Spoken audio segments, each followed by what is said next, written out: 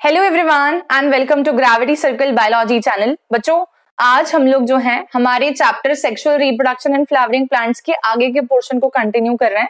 Last class में हम लोगों ने ऑलरेडी एंडोस्पर्म के बारे में जान लिया था और भी काफी सारे पॉइंट्स हमने डिस्कस किए, जैसे कि एम्ब्रियो जो होता है मोनोकॉट सीड में कैसा होता है, डाइकॉट सीड में कैसा होता है। हमने कुछ एक पार्ट्स भी देखे एम्ब्रियो के, ठीक है, और हमने उसके स्ट्रक्चर का labelling along with the functions already study कर लिया। अब आज हमने पढ़ना है सीड्स, ठीक है। सो व्हाट आर सीड्स ये देखेंगे हम लोग, ठीक है। तो जब हम लोग सीड्स के बारे में बात करते हैं तो seeds are no different than the terminal most we can say product of or the last product of or we can say the final and most important product of sexual reproduction and flowering plants, ठीक है। तो कैसे? तो ये basically seeds are going to be the heroes for the angiosperms, that seeds have the enormous capacities to make a complete new plant, ठीक है। तो seed तो बेसिकली करता धरता हो गया है, सीड के अंदर एम्ब्रियो है। सीड एम्ब्रियो को प्रोटेक्ट करके रखता है जब तक एम्ब्रियो को प्रॉपर कंडीशंस ना मिल जाएं कि एम्ब्रियो जो है वो फर्दर ग्रोथ फेज में एंटर करके और प्लांट बना सके। तो seeds can be said as a super hero of this particular chapter, ठीक है। और फ्लावरिंग प्लांट्स के कंसर्न में अच्छा, अब एक और बात की सीड बनता किससे है। तो हम सबने देखा था कि ओव्यूल जब फर्टिलाइज हो रहा था तब सीड में कन्वर्ट हो रहा था वो, ठीक है। ये मैंने शायद ऑलरेडी बताया हुआ है आप लोगों को कि fertilised ovule is none other than seed, ठीक है। ये पॉइंट हम लोग ऑलरेडी डिस्कस कर चुके हैं।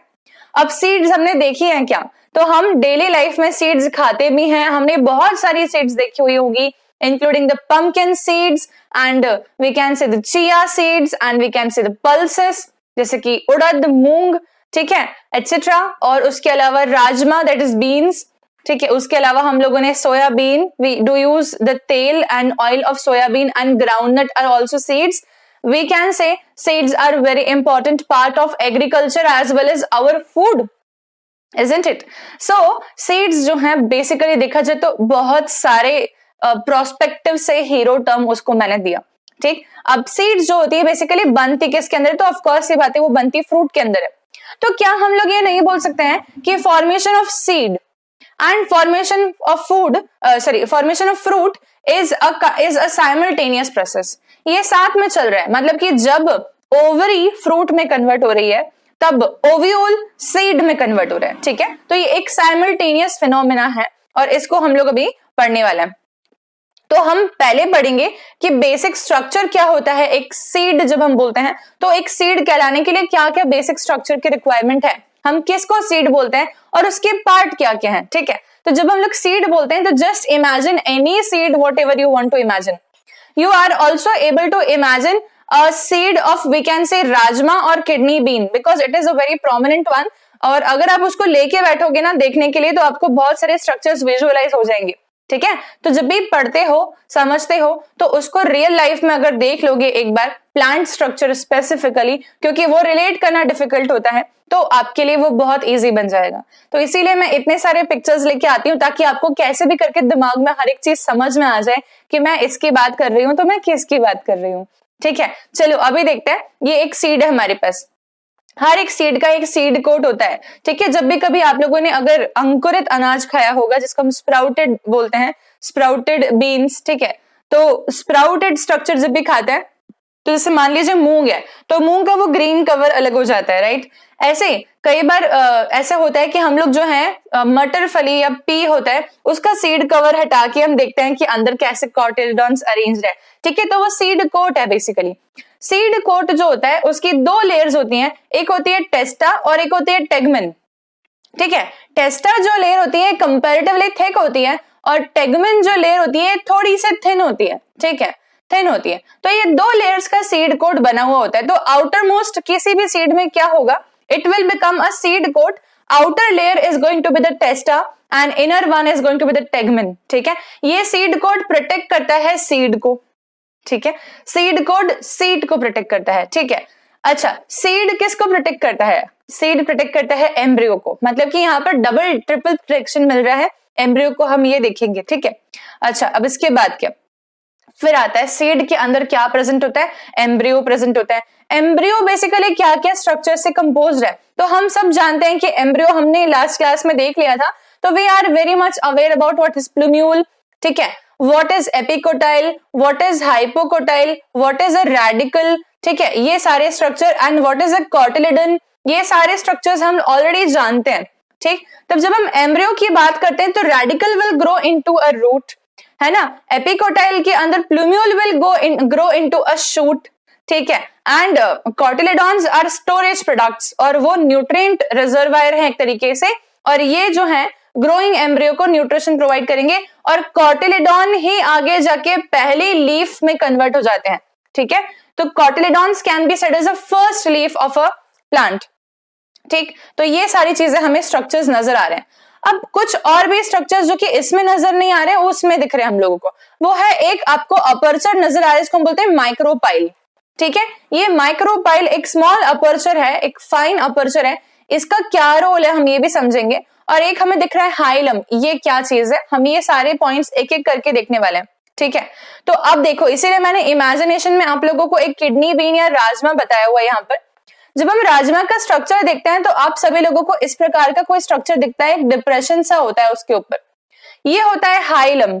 हाइलम बेसिकली वो स्ट्रक्चर है जब हम किसी भी बीन को, अगर उसके जो मतलब उसका फ्रूट है, अब उसका फ्रूट क्या हो जाएगा, बीन एक सीड है, तो फ्रूट जो फली है ना वो फ्रूट है, हम उससे डिटैच करते हैं जब तक हम देखते हैं एक स्टॉक के थ्रू वो जो सीड है ये जुड़ा हुआ होता है, ठीक है। वो स्टॉक को जब डिटैच करोगे ना तो एक डिप्रेशन बन जाएगा, उस डिप्रेशन को हम लोग बोलते हैं हाइलम, ठीक है। थोड़ा सा और इजी हो जाए इसलिए मैं फोटो भी लेके आई हूं ताकि आप लोगों को बिल्कुल क्लियर हो जाए। तो जब ये वाला स्ट्रक्चर देखोगे तब ध्यान से देखना, यहाँ पर मान लो एक मटर फली का दाना है ये, ठीक है, जैसे पी, एंड इसका एक स्टॉक नजर आ रहा है, ठीक है। जब मैंने ये स्टॉक और इस पी को अलग अलग कर दिया तो एक डिप्रेशन सा छूट जाएगा उसके ऊपर, वो हाइलम होता है, ठीक है। तो हाइलम आप लोगों को फर्स्ट पॉइंट समझ में आ गया कि क्या होता होगा। अच्छा, माइक्रोपाइल क्या होता है, एक बहुत ही छोटो सा, एक बहुत ही माइन्यूट सा छेद प्रेजेंट होता है ऐसे करके, वो माइन्यूट सा एयर अलाउ करने के लिए छेद जो प्रेजेंट है एक सीड के अंदर, एयरेशन हो पाए, ऑक्सीजन पहुंच पाए, वो सीड के अंदर स्मॉल सा माइन्यूट अपर्चर जो है उसको हम लोग बोलते हैं माइक्रोपाइल, ठीक है। तो 3 पॉइंट समझ में आए हमारे, एक तो हो गया हमारे पास में आउटर सीड कोट, एक हो गया हमारे पास में हाइलम, और एक हो गया हमारे पास में माइक्रोपाइल। और इन तीनों की अगर आपको फंक्शन समझ में आ गए हैं तो मैं अगर थोड़ा सा थ्योरेटिकल टेक्स्ट रीड करूंगी तो बहुत ध्यान से सुनना, ये पूरा दिमाग में चले जाएगा, ठीक है। आउटर कोट की बात कर रही हूं, आउटर कोट होता है हमारे पास में, हम जानते हैं आउटर सीड कोट में भी 2 पार्ट होते हैं, एक होता है टेस्टा और एक होता है टेगमेन, ठीक है। तो वही लिखा है यहाँ पर, testa is the outer coat of the seed that protects the embryonic plant and tegmen is inner protective coat of seed, ठीक है। तो ये फर्स्ट पॉइंट तो बिल्कुल क्लियर है। सेकेंड पॉइंट देखेंगे micropyle. Micropyle is a tiny pore, एक छोटा सा अपर्चर होता है in the testa that lies on the opposite tip of the radicle. अब इसका क्या मतलब है, देखो, तो जैसे कि मान लेना इमेजिनेशन में देखो, ये एक सीड है, ठीक है, ये वाली एक सीड है और ये उसी सीड का ओपन स्ट्रक्चर है, ठीक है, ओपन सीड है ना। अच्छा, अब देखो जब ये सीड है तो हमको दिख रहा है माइक्रोपाइल यहाँ पर कहीं, ठीक है, ये माइक्रोपाइल यहाँ कहीं होगा बाहर, इसके एकदम पैरेलल अगर हम अंदर चले जाएं बिल्कुल सीधी लाइन में तो हमारे पास यहाँ पर ही आता है रेडिकल। आया बात समझ में, मतलब कि मान लो कि अगर इस तरफ माइक्रोपाइल है तो इस तरफ जो होगा रेडिकल प्रेजेंट है, ठीक है। तो माइक्रोपाइल मान लेते हैं हम, ऐसे रफ इमेजिन करें, ये माइक्रोपाइल है मान लो, तो इस तरफ होगा रेडिकल, ठीक है ना। तो ऐसे करके बिल्कुल आगे पीछे प्रेजेंट है, एक लाइन ड्रॉ कर सकते हैं हम। तो बेसिकली ये हो जाएगा micropyle is a tiny pore in the testa that lies on the opposite of the tip of the radicle, ठीक है। ये क्या करता है, ये ऑक्सीजन की एंट्री अलाउ करता है, ये वाटर की एंट्री अलाउ करता है सीड में, ठीक है। अब हम बोलते हैं कि सीड को जर्मिनेट होने के लिए चाहिए है वाटर, ठीक है। अब मान लो कि पूरा का पूरा सीड कोट एक कवरिंग है और उसमें कोई भी स्पेस नहीं है, अगर कोई सिंगल भी अपर्चर नहीं है तो वाटर की एंट्री हो नहीं सकती।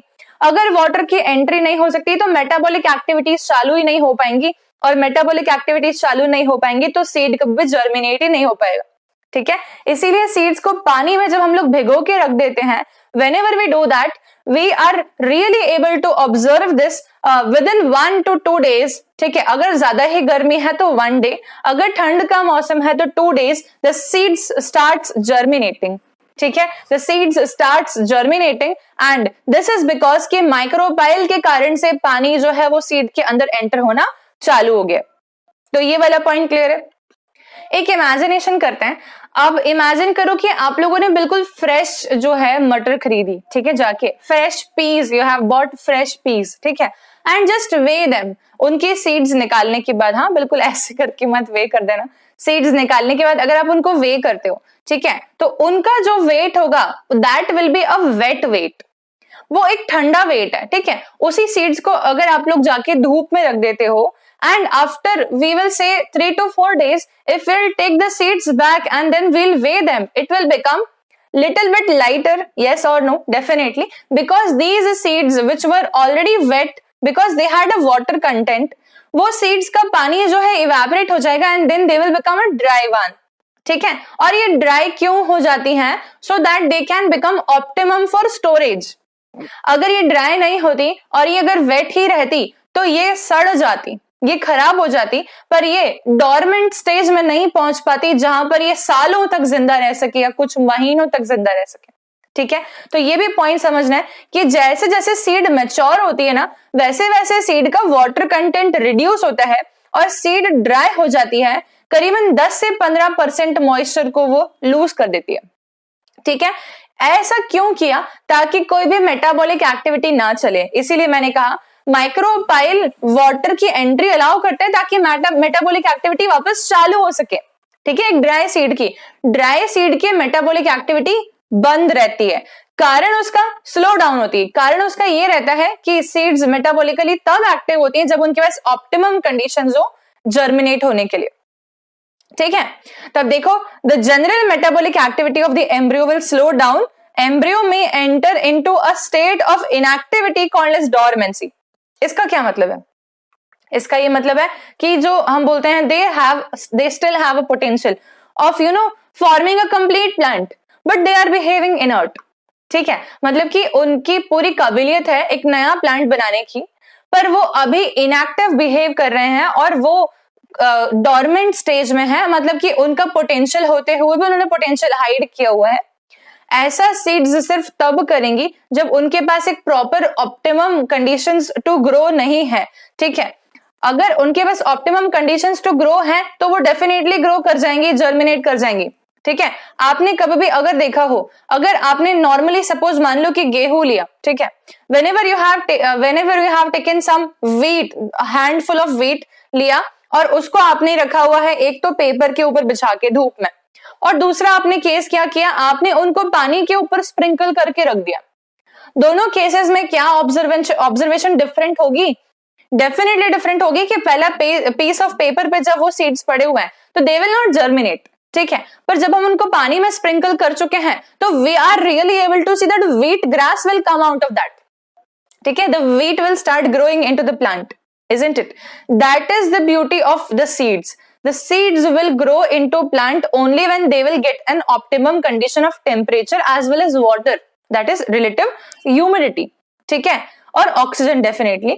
तो एडिक्वेट मॉइस्चर हो, ऑक्सीजन हो, suitable टेम्परेचर हो तो वो जर्मिनेट कर जाती है, ठीक है। तो ये सारी बातें हमारी समझ आ गई कि आउटर कोट क्या होता है, हमें समझ आ गया, माइक्रोपाइल क्या होता है समझ आ गया, वेट वेट ऑफ सीड क्या होता है, सीड्स ड्राई क्यों हो जाती हैं, ठीक है।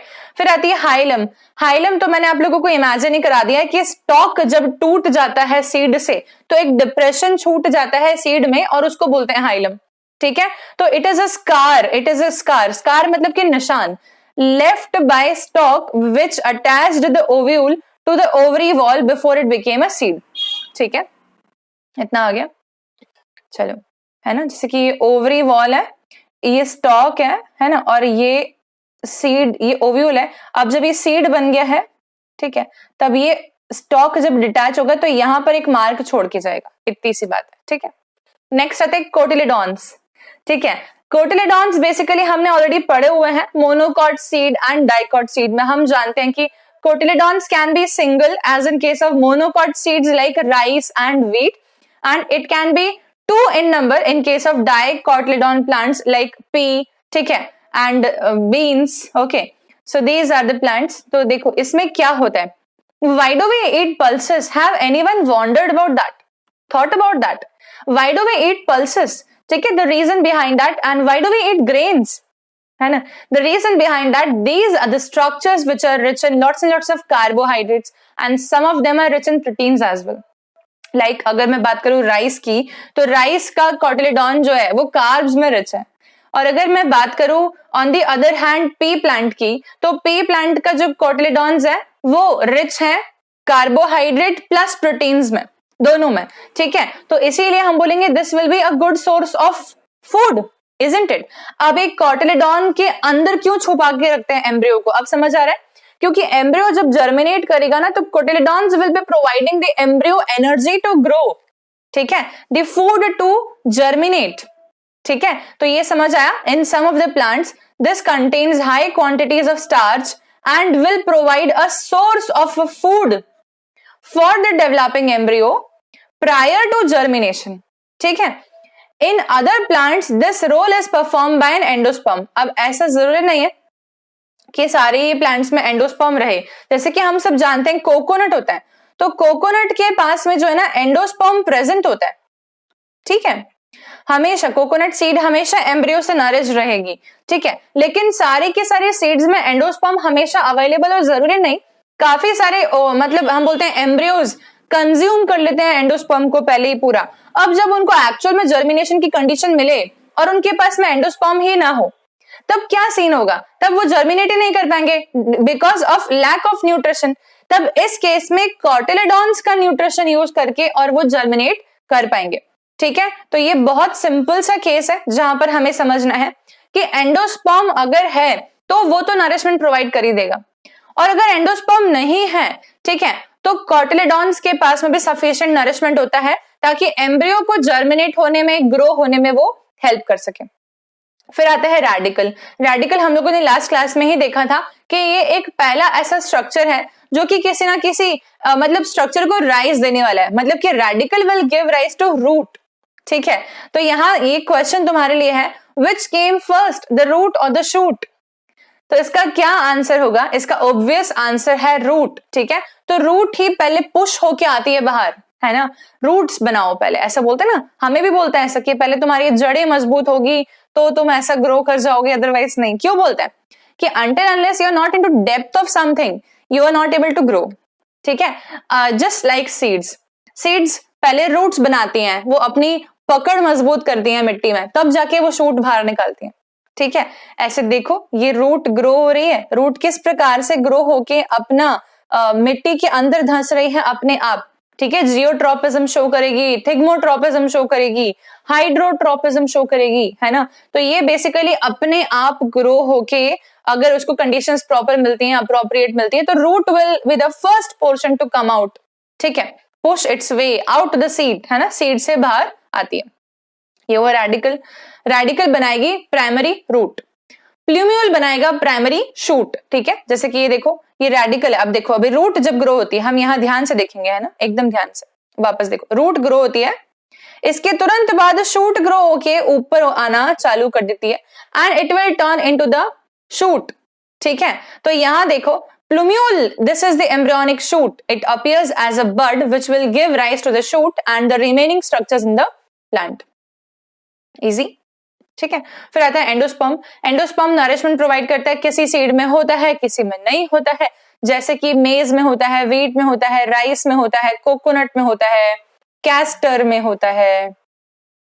ठीक है, और किस में नहीं होता है? तो अगर बोलेंगे नहीं होता है तो it is not present in P plant. ठीक है, और it is not present in beans, other beans, इसमें नहीं होता है. ठीक है, बाकी इनमें होता है. आया समझ में?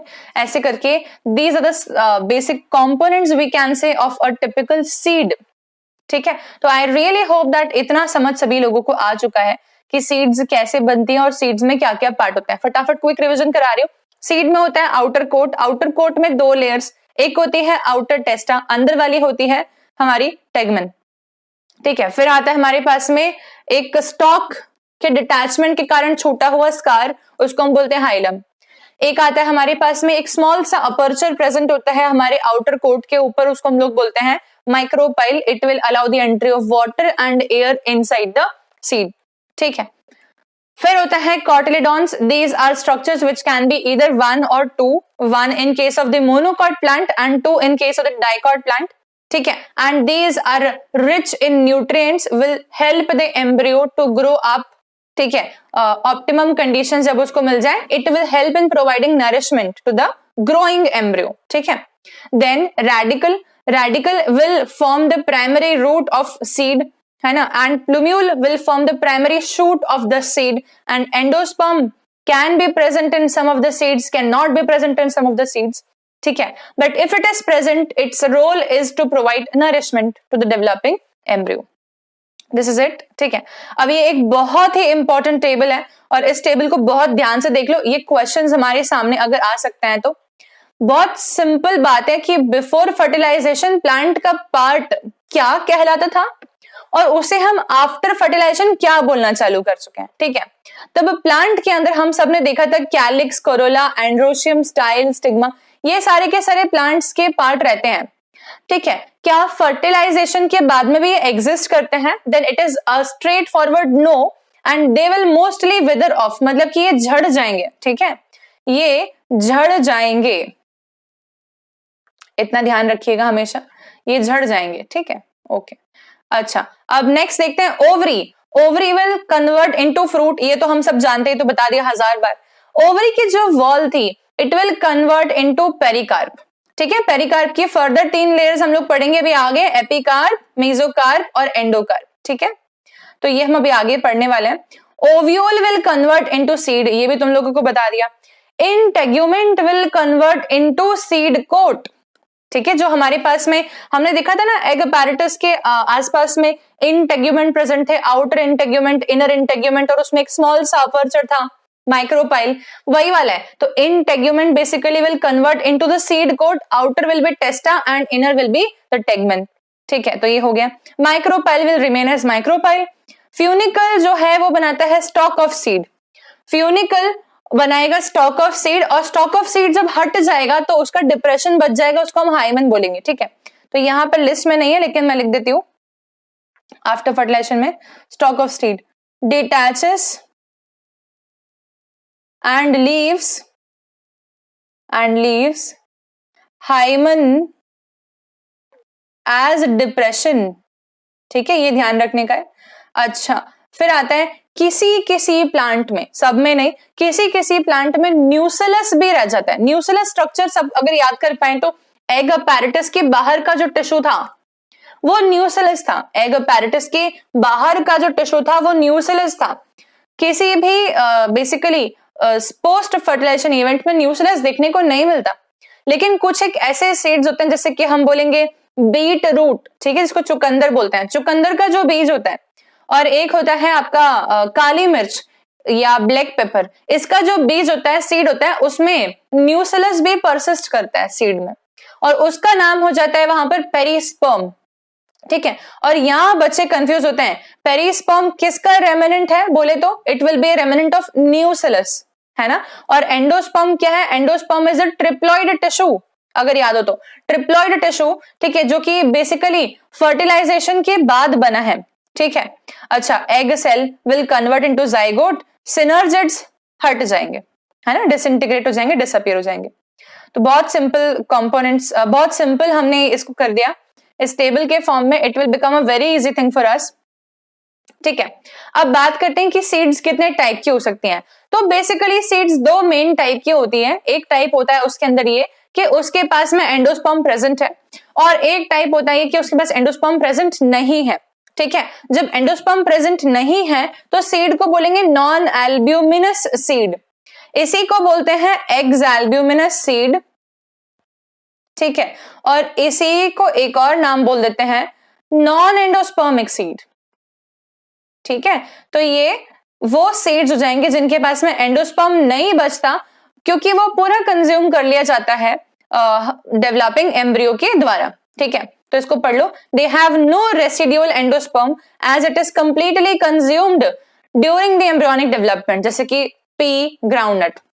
जब पी या मटर फली खोल के देखते हो तो कोई एंडोस्पर्म नहीं दिखता, ग्राउंडनट कोई एंडोस्पर्म नहीं दिखता। लेकिन अगर हम लोग मेज या कॉर्न को खोल के देखते हैं तो हमें लिक्विड एंडोस्पर्म नजर आता है। हम नारियल को देखते हैं तो हमें एंडोस्पर्म नजर आता है। ठीक है, तो ये हो गई नॉन एल्ब्यूमिनस में पी, ग्राउंडनट, सनफ्लावर, है ना, ये सब आ जाएंगे इसमें, एटसेट्रा। ठीक है, अच्छा, एल्ब्यूमिनस सीड्स को बोलेंगे एंडोस्पर्मिक सीड्स। बहुत सिंपल समझ में आ जाएगा अब तो, कि वो सीड्स हैं जिनके पास में एंडोस्पर्म प्रेजेंट है, क्योंकि वो कंप्लीटली यूज अप नहीं हुआ, आगे तक मदद करेगा। ठीक है, जैसे कि व्हीट, मेज, barley and castor and coconut. ठीक है, व्हीट, मेज, बार्ले, कैस्टर एंड कोकोनट, इनके पास में एंडोस्पर्म प्रेजेंट होता है, तो ये हो जाएंगे एल्ब्यूमिनस। इधर स्ट्रक्चर देखो, तो इधर स्ट्रक्चर में आप लोगों को मैंने एक एल्ब्यूमिनस सीड दिखाई है, कैस्टर वाली। इसको ध्यान से देखें तो हमें यहाँ क्या नजर आ रहा है, हमें नजर आ रहा है एंडोस्पर्म या एल्ब्यूमिन। इसी कारण से हम इसको बोल देते हैं एल्ब्यूमिनस सीड। ठीक है, कॉटिलेडॉन्स भी है, प्लूम्यूल भी है, माइक्रोपाइल भी है, रेडिकल भी है, कैरनकल कुछ एक सीड्स के पास में होता है, सबके पास नहीं। ठीक है, टेस्टा भी है, सब है, लेकिन एक्स्ट्रा क्या है, एल्ब्यूमिन है या एंडोस्पर्म है। ठीक है, अच्छा, कुछ एक एक्सेप्शन मैंने बताया थोड़ी देर पहले कि कुछ एक काली मिर्च या बीट रूट ऐसे होते हैं प्लांट्स जिनके पास में न्यूसिलस भी परसिस्ट करता है आगे तक, और उसको हम बोल देते हैं फिर पेरिस्पर्म वाले सीड्स। ठीक है, तो जैसे कि काली मिर्च है, इसमें पेरिस्पर्म होता है। इसका अगर स्ट्रक्चर देखें हम, या बीट का देखते हैं, रूट नहीं, बीट का सीड देखोगे तो आप क्या देखते हो, न्यूसिलस प्रेजेंट है। ठीक है, इसका न्यूसिलस का परसिस्टेंट होने को हम बोलते हैं पेरिस्पर्म। ठीक है, और न्यूसिलस के आसपास में ग्रो हो रहा है एम्ब्रियो, जहां पर ये एम्ब्रियो है, एम्ब्रियो के पास में हाइपोकोटाइल, रेडिकल, कॉटिलेडॉन्स, ठीक है, और एंडोस्पर्म भी है। तो ये सीड के पास में एंडोस्पर्म भी है, पेरिस्पर्म भी है। ओके, तो whenever the question is remnant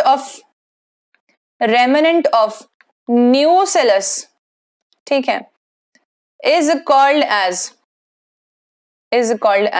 ठीक है, और अगर पूछा आपसे पेरिकार्प, एंडोकार्प, ठीक है, पेरिस्पर्म या एंडोस्पर्म, तो आपका इन चारों में से क्या आंसर होगा? और ऑफ कोर्स सी बात है कि ये मैंने पढ़ा दिया है, तो इसका आंसर होना है पेरिस्पर्म। ठीक है ना, remnant of nucellus is also called as perisperm. So this is done. ठीक है, now see how beautifully the plants do grow, isn't it?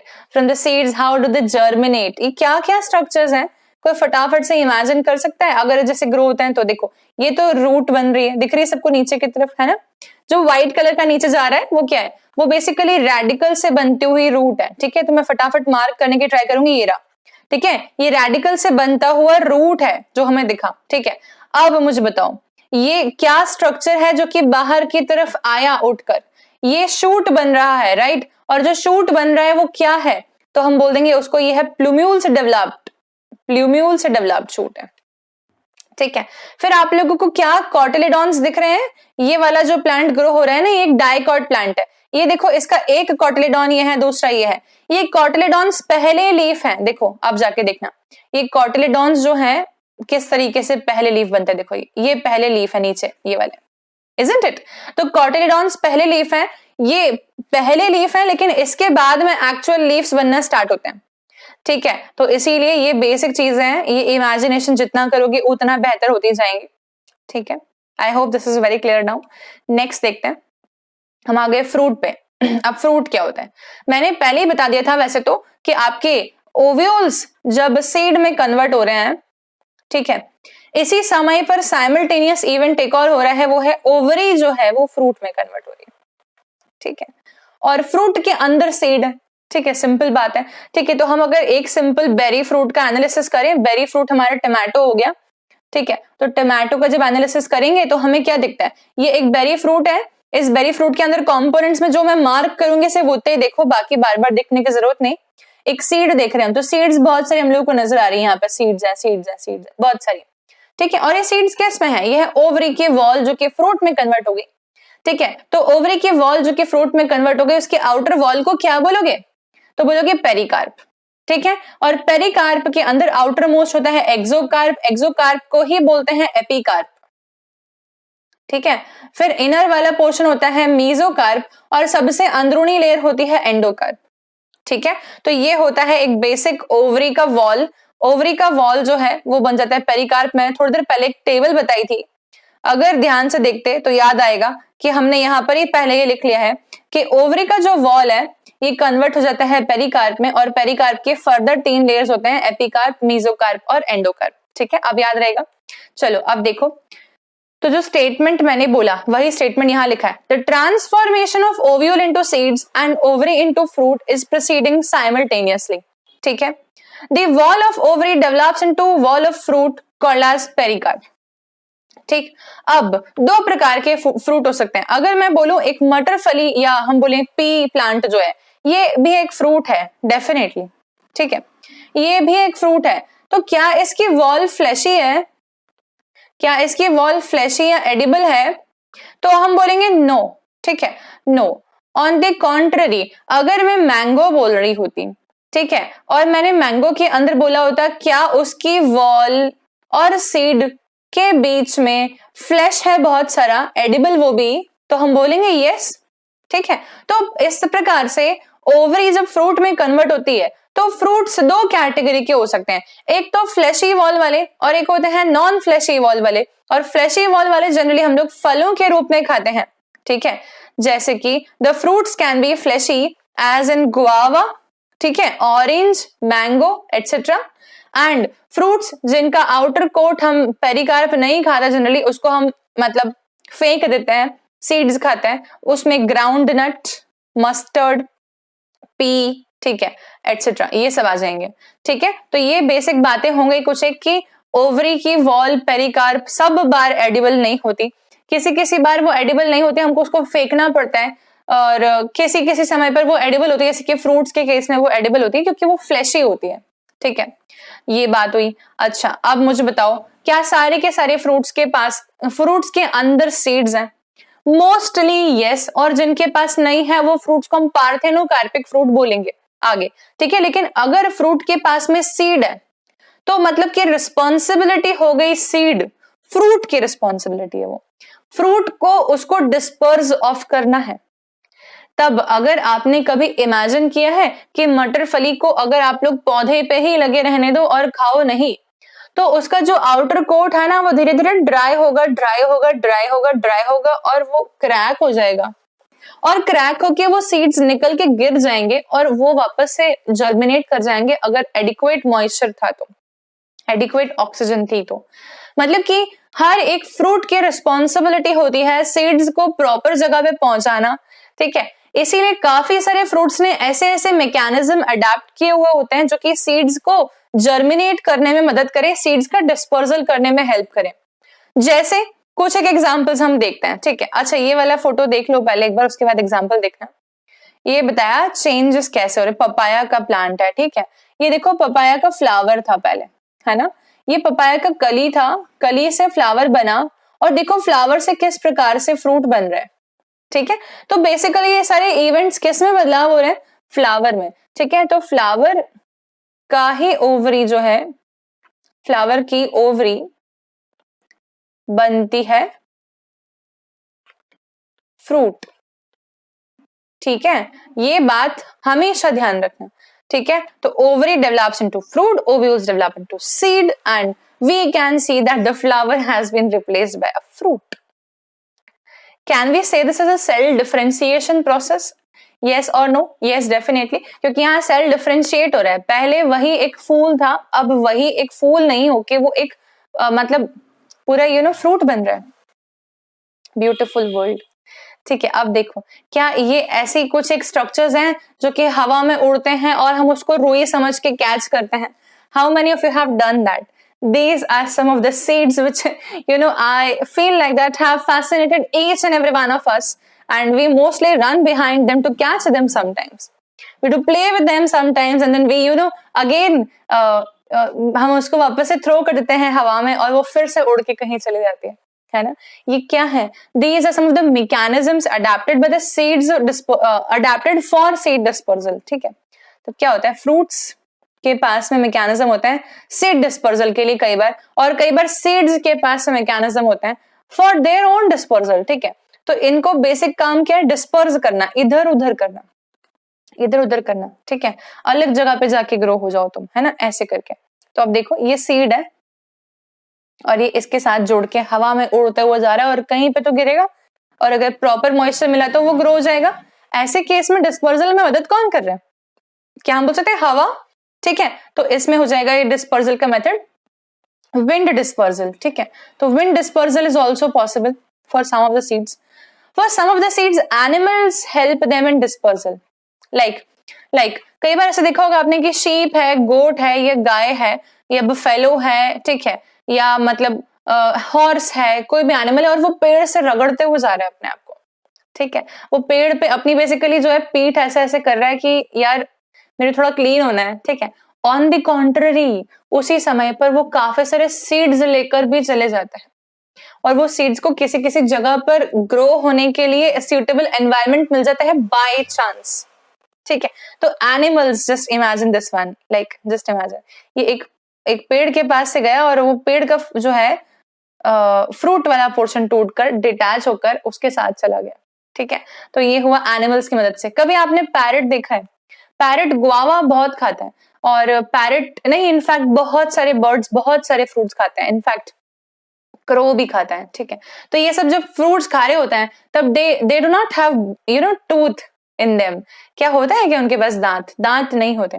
ठीक है, तब दांत नहीं होते, और अगर पैरट है और पैरट का डाइजेस्टिव ट्रैक्ट बहुत लंबे टाइम तक तो खाने को अपने अंदर नहीं रखेगा ऑब्वियसली, तो पैरट ने जब खाया गुआवा और उसके अंदर चला गया बीज। ठीक है, तो वो जो बीज है ना, वो बीज उसके डाइजेस्टिव ट्रैक्ट को क्रॉस करेगा और उसके फीसेस के साथ में, फीकल मैटर के साथ में, ठीक है, वो वापस से गिर जाएगा जमीन पर, और ये जमीन पर गिरा हुआ फीकल मैटर में सीड प्रेजेंट है और वो सीड जो है वो जर्मिनेट भी हो सकती है। ऐसे करके एनिमल्स हेल्प करते हैं सीड्स का डिस्पर्सल करने में। ठीक है, तो एनिमल्स के थ्रू भी डिस्पर्सल ऑफ सीड पॉसिबल है। डिस्पर्सल ऑफ सीड वाटर के थ्रू भी हो सकता है। अधिकतर समय पर कोकोनट जो है माइथोलॉजिकल रीजंस के कारण भी पानी में बहा दिए जाते हैं most of the times. Also we are able to see that coconut grow ही पानी के पास करते हैं। ठीक है, और कोकोनट्स जो रहते हैं उनके अंदर एंडोस्पर्म एज अ रिजर्वायर हमेशा भरा हुआ रहता है। वो एंडोस्पर्म उनको हेल्प इसमें भी करता है कि वो तैर सकें पानी के अंदर। ठीक है, पानी के अंदर तैर सके, उनको प्रॉपर एटमॉस्फेरिक वाटर कंडीशंस मिले और वो वाटर के साथ आते आते जो है वो आ जाए जमीन पर, तट पर, समुद्र के किनारे पर, और यहाँ पर वो ग्रो कर सके एक प्लांट में। तो water do also help in seed dispersal. ठीक है, सो दिस इज डन। ये 2 बार क्यों आ गया इमेज, गलती से आया होगा। फिर there are some of the plants which have adapted auto bursting mechanisms. ठीक है, like they can burst themselves, the fruit can burst itself and the seeds will be dispersed in air, फेंक दिया जाएगा। ठीक है, so beautiful this world is actually, अगर आप ध्यान से देखें तो। even I have played with these kind of plants sometimes in my childhood, early childhood।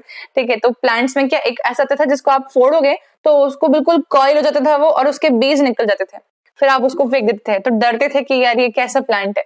But समझ में आया बाद में बड़े होके कि ये सीड डिस्पर्सल का मैकेनिज्म था उसका, जैसे टच करोगे वैसे ही वो बर्स्ट हो जाएगा। ठीक है, तो ये हुआ। ये देख लो बाय विंड। ठीक है, मैंने एक पूरी टेबल दी हुई यहाँ पर। बाय विंड अगर जा रहा हो तो मिल्क वीड हो जाएगा, डैंडेलियन हो जाएगा, हमने देखा था डैंडेलियन थोड़ी देर पहले, मिल्क वीड हो जाएगा, मैपल हो जाएगा। ठीक है, बाय एनिमल्स है ना बहुत सारे, जैसे कि कांटे वाला ना हॉर्स के साथ अक्सर चिपका हुआ दिखता है, कभी देखो तो हॉर्स की पूंछ पे चिपका हुआ दिखता है ये सैंडबर्ग कई बार। ठीक है, और ब्लैकबेरी भी ऐसे जाता है। फिर पानी के साथ जाए तो लोटस हो जाएगा, कोकोनट हो जाएगा। ठीक है, बर्स्टिंग से जाए तो वायोला के जो प्लांट्स होते हैं वो, और ज्वेल वीड है ना, फिर विच हेजल एंड पी पॉड। ठीक है, etcetera. So this is done. Now हम देखेंगे फ्रूट्स के भी डिफरेंट टाइप्स हो सकते हैं। एक ऐसा फ्रूट होता है जो कि ओवरी के राइपनिंग से बना, और उस फ्रूट को हम लोग बोल देते हैं ट्रू फ्रूट। और एक ऐसा फ्रूट होता है जो कि सिर्फ ओवरी का कंट्रीब्यूशन नहीं मांग रहा बल्कि थैलेमस का भी कंट्रीब्यूशन मांग रहा है। हमने जनरली देखा था कि जब पोस्ट फर्टिलाइजेशन इवेंट्स हम देखते हैं तो हमने एक चार्ट देखा था और हमने देखा था calyx, Corolla, androecium, style, stigma, ये सब विदर ऑफ हो जाते हैं, मोस्टली विदर ऑफ हो जाते हैं, मैंने ये भी कहा था। लेकिन कुछ एक ऐसे प्लांट्स होते हैं जिसमें कि थैलेमस भी कंट्रीब्यूट करता है फ्रूट बनाने में, ठीक है। तब अब दो केस हो गए फ्रूट के, या तो सिर्फ ओवरी से बने फ्रूट, अगर फ्रूट सिर्फ ओवरी से बनता है तो हम उसको बोल देंगे ट्रू फ्रूट, ठीक है। अगर ओवरी के साथ में other part of plant involve है, अदर फ्लावर पार्ट इन्वॉल्व हो रहा है, जैसे कि एग्जाम्पल थैलेमस, ठीक है, इन्वॉल्व हो रहा है और फ्रूट बना रहा है, तो हम ऐसे फ्रूट को बोल देंगे फॉल्स फ्रूट। ये दो कैटेगरी के फ्रूट्स होते हैं, ठीक है। तो so now we can read this. False fruit की जब भी हम बात करेंगे तो in most of the plants by the time the fruit develops from the ovary, ठीक है, other floral part degenerate and fall off, ये वाली बात बोली थी कि विदर ऑफ हो जाते हैं maximum plants. However, in a few species, कुछ एक स्पीशीज जैसे कि एप्पल हो गया, स्ट्रॉबेरी हो गया, कैशू हो गया, काजू, इन तीनों में thalamus also contributes to the fruit formation, और इस कारण से हम उस फ्रूट को क्या बोल देंगे, फॉल्स फ्रूट, ठीक है। सेकेंड केस फ्रूट का जो सिंपल है कि most fruits develop only from the ovary and they are called as true fruits, ये वाला भी बता दिया।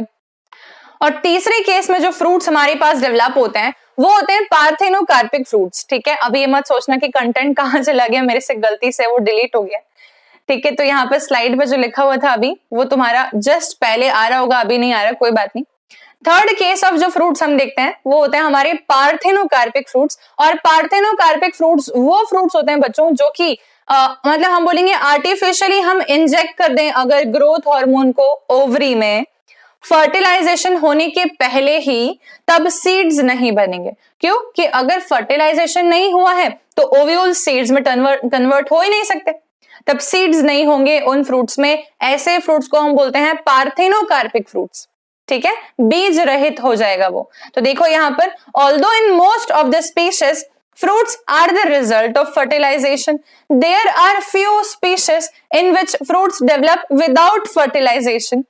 Such fruits are called as the parthenocarpic fruits.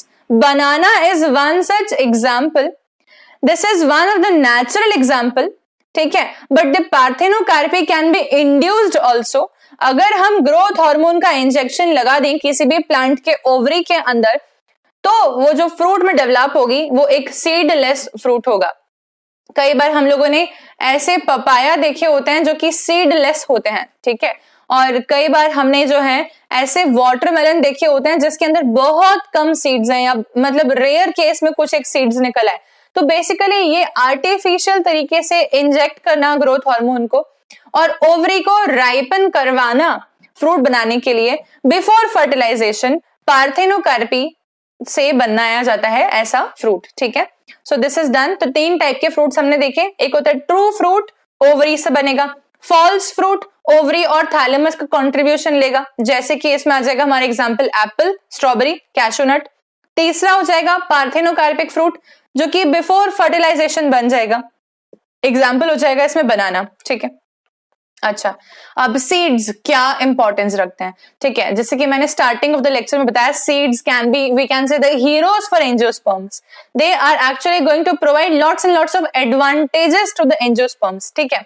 One such point is that, हम हमेशा बोलते हैं कि एंजियोस्पर्म्स जो रहते हैं उसके अंदर हमने देखा था कि pollination does not require water most of the times. Pollination insect pollination से हो रहा था, ठीक है, पॉलिनेशन विंड पॉलिनेशन से हो रहा था। एबायोटिक फैक्टर्स में विंड था, मोस्ट ऑफ द फैक्टर्स में इंसेक्ट या एनिमल्स थे, ठीक है, लेकिन पॉलिनेशन जो है उसमें ज्यादा वाटर का कंट्रीब्यूशन नहीं था। On the contrary, seed formation के अंदर, सीड का जर्मिनेशन होने में मोस्ट इंपॉर्टेंट फैक्टर आता है वाटर। वाटर नहीं होगा तो सीड जर्मिनेट नहीं हो सकता, ठीक है। तो since reproductive process such as pollination and fertilisation were independent of water, seed formation is very much dependent on water. और ये बहुत अच्छी बात है, क्यों कि अगर सीड फॉर्मेशन वाटर की कंडीशन के अकॉर्डिंग होता है तो डेफिनेट सी बात है कि सीड जर्मिनेशन के ऊपर प्लांट बनने के, प्लांट के बड़े होने के, प्लांट के लंबे समय तक जीने के चांसेस भी रहेंगे, क्योंकि सीड वहीं जर्मिनेट हो रहा है जहां पानी अवेलेबल है, ठीक है, तो इस हिसाब से हम बोल सकते हैं कि थोड़ा सा श्योरिटी आ जाती है सीड को भी कि हाँ मैं यहाँ पर जर्मिनेट हो सकता हूँ, हाँ यहाँ पे मेरे से एक प्लांट बन सकता है और उस प्लांट से बहुत सारे और सीड्स बन सकते हैं। ठीक है, तो ये एक पॉइंट हुआ जो कि एडवांटेज है। दूसरा एडवांटेज है इवोल्यूशनरी अचीवमेंट के हिसाब से सीड एम्ब्रियो को प्रोटेक्ट करता है। जैसे कि हमने देखा सीड खुद ही प्रोटेक्टेड था टेस्टा और टेगमेन से। ठीक है, ये सीड को प्रोटेक्ट करते थे। ठीक है, प्रोटेक्ट सीड है ना, और सीड प्रोटेक्ट्स एम्ब्रियो, तो डबल प्रोटेक्शन हो गया कि नहीं एम्ब्रियो के पास। तो इस हिसाब से इवोल्यूशनरी प्रोस्पेक्ट से एम्ब्रियो बहुत प्रोटेक्टेड होता है क्योंकि उनके वो सीड के अंदर होता है। ठीक है, तीसरा पॉइंट, सीड्स के पास में कॉटिलेडॉन्स प्रेजेंट होते हैं क्योंकि इसीलिए वो यंग सीडलिंग्स को काफी अच्छा न्यूट्रिशन प्रोवाइड कर सकते हैं जब तक कि वो खुद का खाना खुद ना बना पाए, मतलब कि फोटोसिंथेसिस परफॉर्म कर पाए। ठीक है, तो रिजर्व फूड मटेरियल भी होता है उनके पास में बहुत सारा क्योंकि उनके पास में कॉटिलेडॉन्स भी होते हैं और कुछ एक सीड्स के पास में एंडोस्पर्म होता है परसिस्टेंट। ठीक है, जो कि इनको न्यूट्रिशन प्रोवाइड करेगा। फिर सीड्स के पास में डिस्पर्सल प्रोबेबिलिटीज अलग अलग हो सकती हैं, जैसे कि हमने देखा कुछ एक सीड जो है वो बर्स्ट हो रहा है पूरा का पूरा पॉड। ठीक है, और कुछ एक सीड्स जो है वो एनिमल के थ्रू डिस्पर्स हो रही है। तो हम ये बोल सकते हैं कि सीड्स के पास में बहुत अडेप्टेबिलिटी है, डाइवर्सिटी है कि वो अलग अलग तरीके से जो है डिस्पर्स हो सकती हैं और अलग अलग एरियाज में कॉलोनाइज कर सकती हैं। ठीक है, तो ये भी एक पॉइंट हुआ। फिर इसके बाद में आ जाएगा being products of sexual reproduction seeds have number of variations. हाँ डेफिनेटली वेरिएशंस भी होंगी क्योंकि as a result of sexual reproduction बन रही है सीड और sexual reproduction offers variability, genetic variability, तो इसीलिए बेटर अडेप्टेबल तो होंगी ही। ठीक है, फिर germination and sowing of seeds by human gave rise to agriculture, और एग्रीकल्चर ने इंसान को बहुत सिविलाइज किया। ठीक है, एग्रीकल्चर ने हम सबको खाना भी दिया, एग्रीकल्चर के कारण से advancement in science and technology भी आया है। ठीक है, साइंस एंड टेक्नोलॉजी के कारण एडवांसमेंट एग्रीकल्चर में भी आया है, मतलब कि ये पॉइंट वाइस वर्सा करेक्ट है। तो इस हिसाब से सीड्स बहुत ज्यादा एडवांटेजेस होती हैं। Seeds offer several advantages to angiosperms में यहां तक में सही पॉइंट थे, और ये लास्ट वाला एडवांटेज तो ह्यूमन एडवांटेज है। ठीक है, तो ये हो गई बात हमारी खत्म यहां तक की। ठीक है, तो ये हो गया सीड्स खत्म। फ्रूट्स मैंने जैसे बताया आप लोगों को ट्रू फ्रूट और फॉल्स फ्रूट, उसका एक सिर्फ एग्जांपल देख लो। ट्रू फ्रूट जो है इसमें हमको दिख रहा है पेरिकार्प, फ्रूट हमें दिख रहा है स्वॉलन ओवरी। ठीक है, और फॉल्स फ्रूट में जो हमें फ्रूट दिख रहा है वो floral part fuse and swell, मतलब कि अदर फ्लोरल पार्ट्स, मतलब कि ओवरी प्लस थैलेमस। ठीक है, ये फ्यूजन होके बन रहा है फ्रूट, तो ये हो गया आपका फॉल्स फ्रूट और ये हो गया आपका ट्रू फ्रूट। ठीक है, सो दिस इज डन। ये वाला फोटोग्राफ एनसीईआरटी ने दे रखा है, इसमें क्या क्या चीजें दिखाई उन्होंने, स्ट्रक्चर ऑफ सम सीड्स दिखाया पहले तो उन्होंने। ठीक है, तो यहाँ पर ए मतलब कि इतना पोर्शन जो है वो स्ट्रक्चर ऑफ सम सीड्स है, ये हम ऑलरेडी देख चुके हैं। ये एक डाइकॉट सीड है, इन्होंने माइक्रोपाइल की प्रेजेंस दिखाई। ये आपका कैस्टर का सीड है, इन्होंने इसके अंदर एंडोस्पर्म की प्रेजेंस दिखाई। ठीक है, अच्छा फिर इन्होंने एक हमारे सामने मोनोकॉट सीड बनाई, ये भी मोनोकॉट सीड बनाई। ठीक है, दिस इज इट। फिर इसके बाद आता है इन्होंने फ्रूट का फोटो बना के दिया हम लोगों को, थैलेमस दिखाया इन्होंने, मैंने जैसे कि बताया था थैलेमस बनाता है फ्रूट फॉल्स फ्रूट के अंदर, तो फॉल्स फ्रूट है ये दिखाया।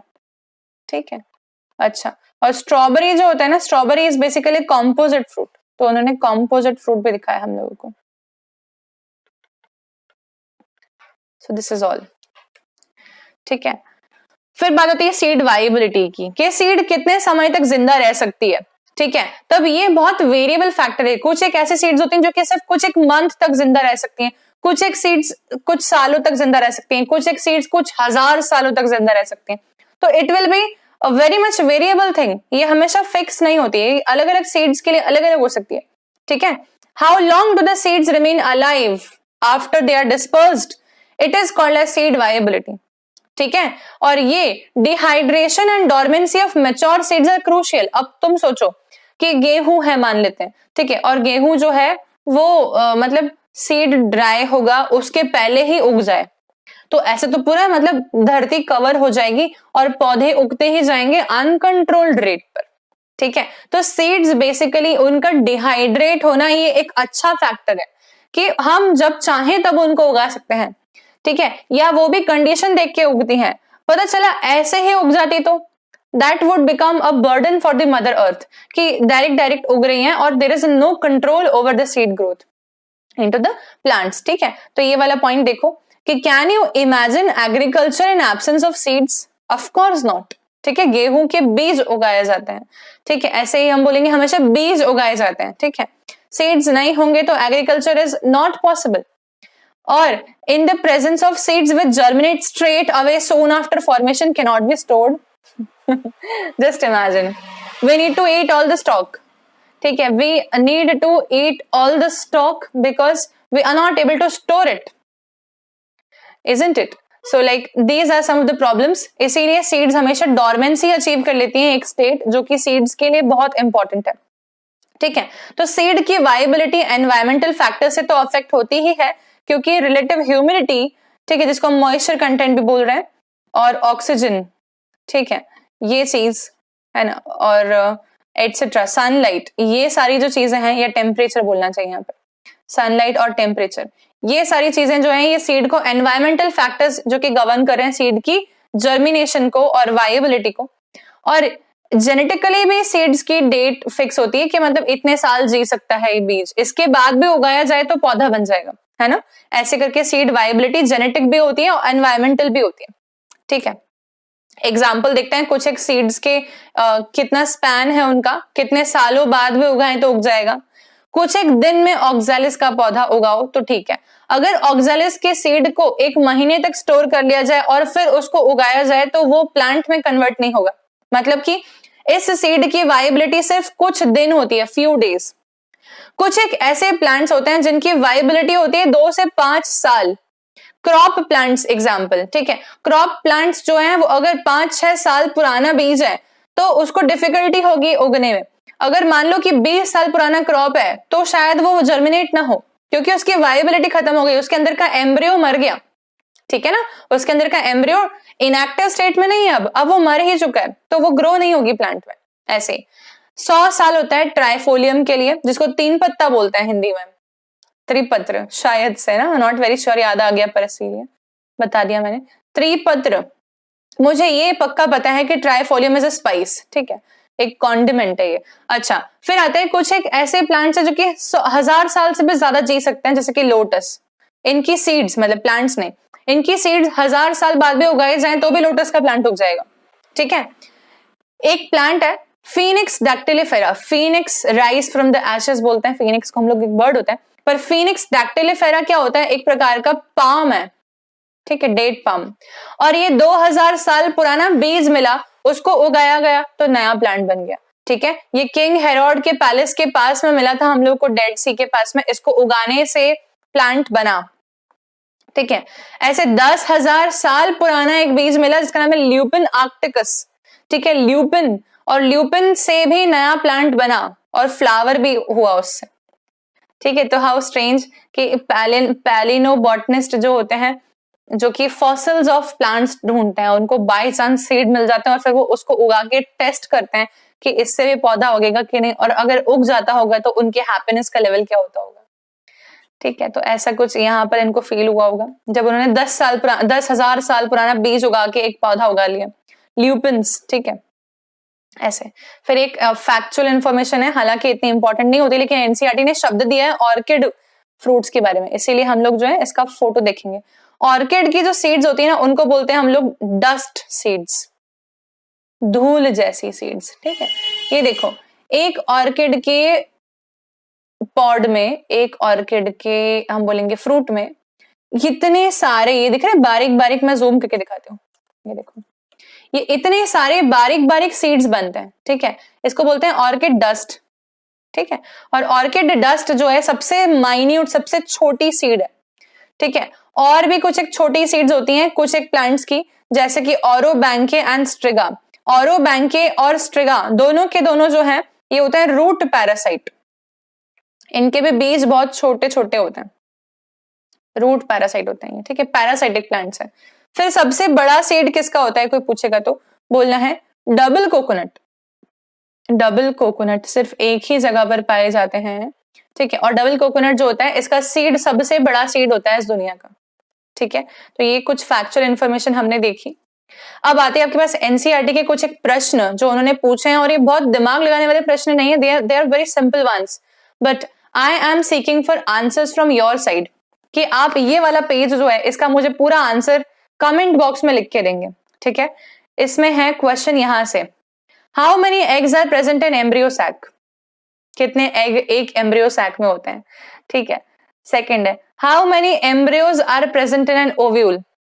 मैं इसका आराम से आंसर दे सकती हूँ अभी, लेकिन मैं चाहती हूँ कि आप लोग इसका आंसर दें और नेक्स्ट लेक्चर के पहले दें, ताकि मतलब नेक्स्ट चैप्टर जो स्टार्ट होगा उसके पहले दें, ताकि मुझे समझ में आए कि आप लोगों का ये चैप्टर स्ट्रॉन्ग हुआ है कि नहीं।